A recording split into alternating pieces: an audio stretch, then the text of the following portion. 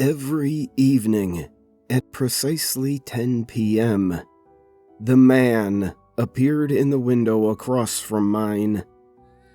I first noticed him on a foggy October night. I was pacing around my tiny apartment, trying to work out a problem for a client, when my gaze wandered to the old building across the street.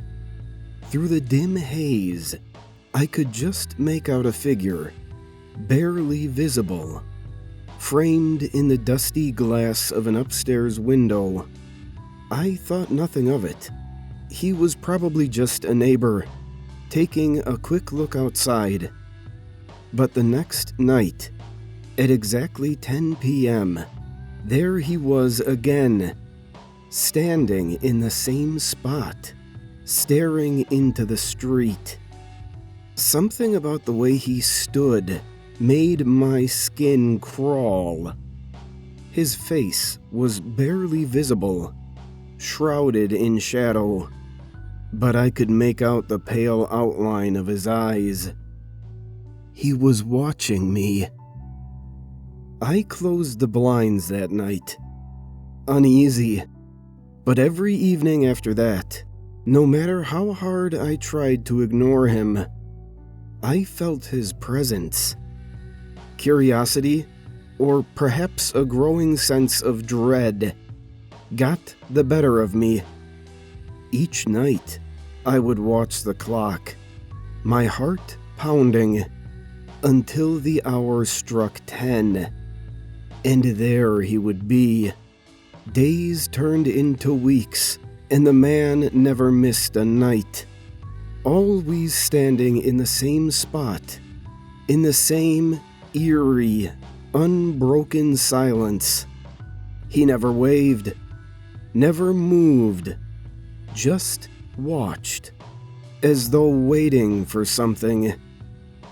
One night, I decided to wave to him.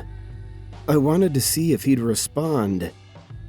As soon as the clock hit 10, I pulled back the blinds and raised my hand, hesitantly, toward the window. His eyes met mine, and for a brief moment, I thought he was going to lift his own hand. Instead, his lips curled into a small, unsettling smile, revealing darkened, uneven teeth. My skin prickled. I quickly closed the blinds, trying to shake off the creeping chill that had settled over me. That was the first night I heard him. I had just started drifting off to sleep when a faint tapping echoed through my apartment. My eyes snapped open, heart hammering. The tapping was steady, deliberate, like someone lightly rapping their knuckles against glass. I lay frozen, listening, trying to place the sound. It was coming from my window.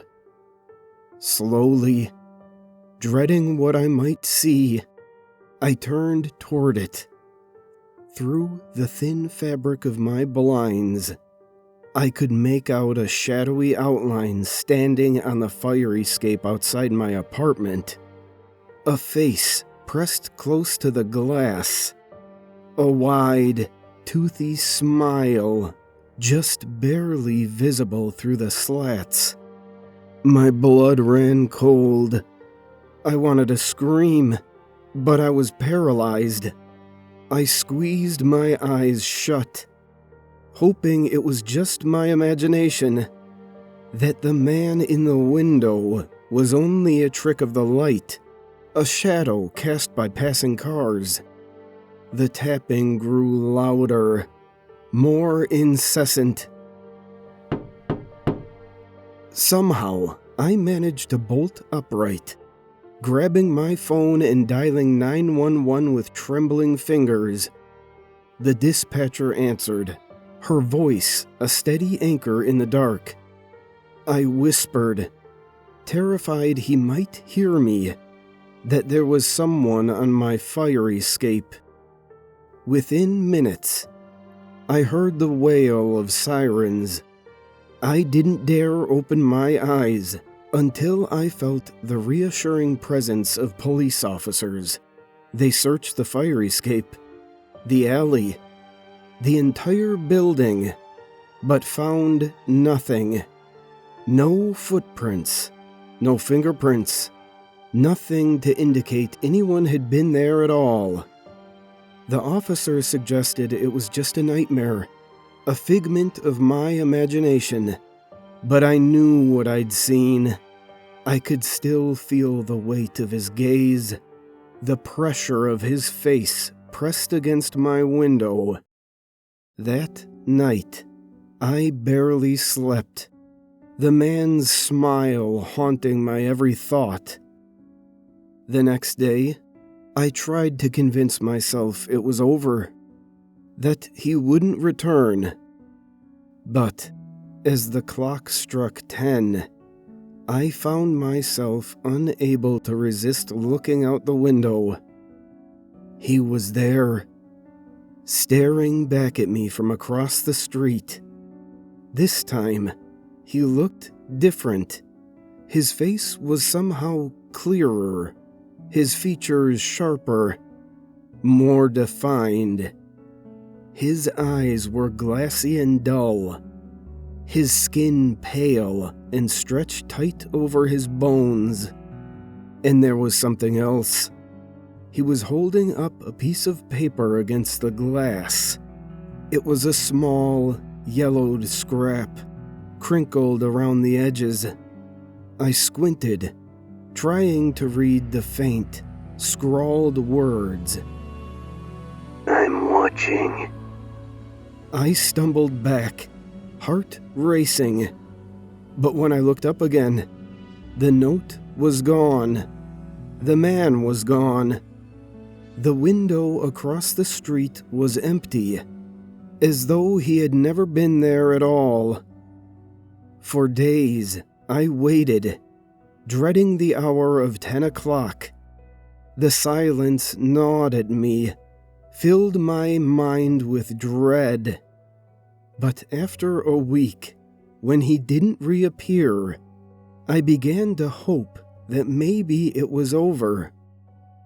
One night, weeks later, I was drifting off to sleep when a loud knock jolted me awake. I froze, straining my ears, praying I'd imagined it.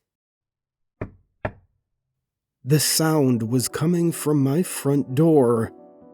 My heart raced as I forced myself to get up, creeping slowly towards the door.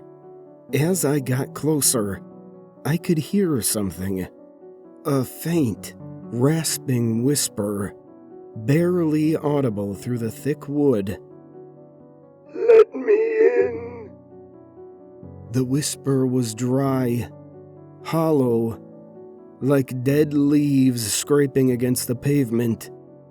I backed away, shaking. I turned on every light in my apartment, trying to drown out the darkness, the growing terror that filled me. The knocking continued, steady, rhythmic, unyielding. "Let me in!" Desperate, I dialed the police again, but by the time they arrived, the knocking had stopped. The officers looked at me with pity, clearly doubting my story. They left soon after, telling me to call if I had any more trouble.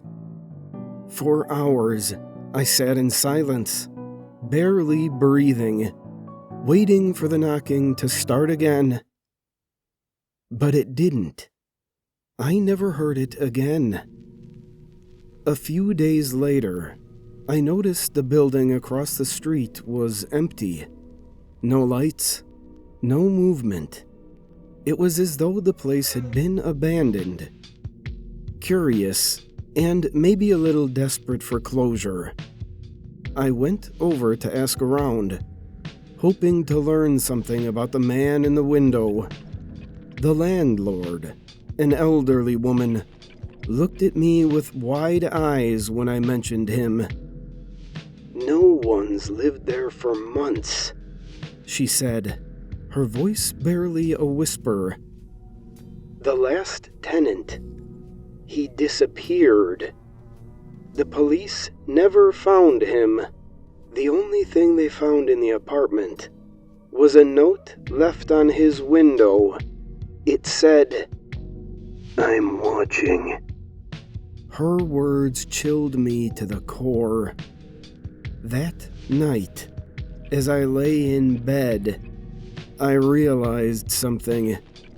I could still feel his eyes on me, watching from somewhere unseen, waiting for the moment I'd let him in.